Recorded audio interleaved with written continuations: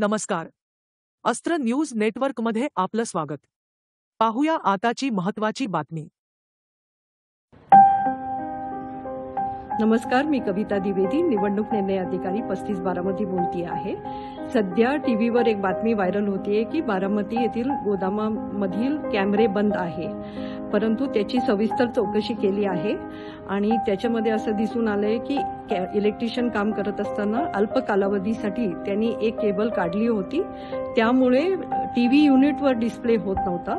मात्र सर्व कॅमेरे फंक्शनल आहे, सर्व डेटा त्या कालावधीचा देखील इंटॅक्ट आहे आणि आता कुठलीही प्रकारची अडचण नाही.